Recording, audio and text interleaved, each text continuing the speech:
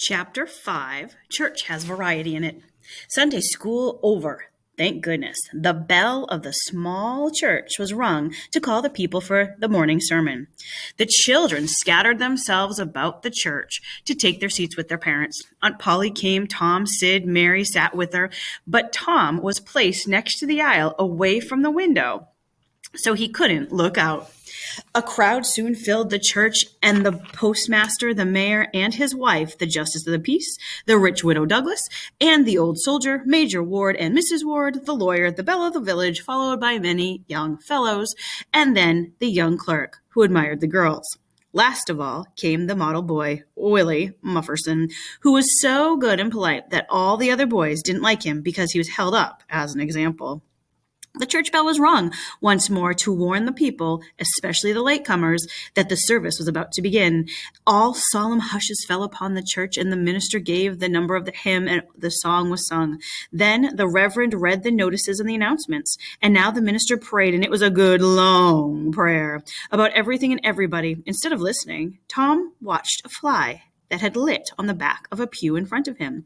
Tom's hand itched to grab it, but he waited until the closing sentence of the prayer. Then the instant he heard amen, Tom caught the fly. But Aunt Polly saw him and made him let the fly go. The minister started his sermon. For a while, Tom listened, but soon the words were lost on him, although he was interested in the part that had to do with the taming of the lion, if he was let to do it. The sermon continued, and Tom suffered. Presently, he remembered the treasure he had and got it out. It was a large black beetle, a pinch bug, in a little box. Yeah, because that's what we all carry around in our pockets of our jeans. When Tom took it out, the first thing the beetle did was to take him by the finger and bite him. Tom dropped the beetle and put his hurt finger in his mouth. The beetle lay in the aisle on its back, working his helpless legs, unable to turn over, and Tom went to move to get it, but it was out of reach. Other people, tired of the sermon, started to watch the beetle too. Soon the poodle, who had wandered into the church, came idling down the aisle, and he saw the beetle, surveyed it, and sniffed it. Then he began to play with it, and snatching at it and pushing it between its paws. At last he grew tired of the play, and carelessly, for he got his chin too close to the beetle, the pinch bug bit him. There was a sharp yelp, and the poodle jerked its head, and the beetle fell a couple yards away and lit on its back once more. The people watching shook with a gentle inward joy.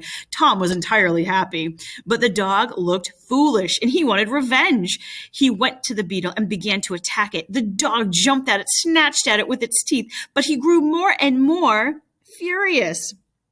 And after a while, and for a change, he gave up and started to chase a fly. Then followed an ant around until he forgot completely about the beetle. And then the dog sat down on it.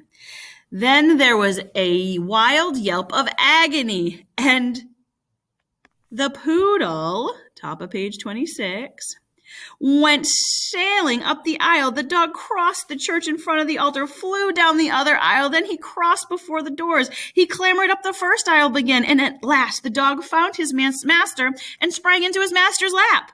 The man flung the dog out the window, and the yelps quickly thinned away and died in the distance. No, the dog didn't die. He just was thrown out the window and ran away. They didn't believe in screens on your windows back then.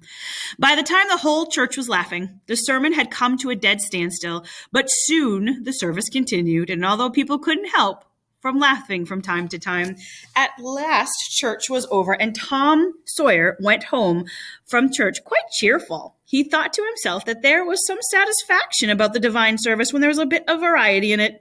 One thing, though, spoiled his thoughts. He was willing that the dog was allowed to play with his pinch bug, but he didn't think it was right that the dog had run off with it.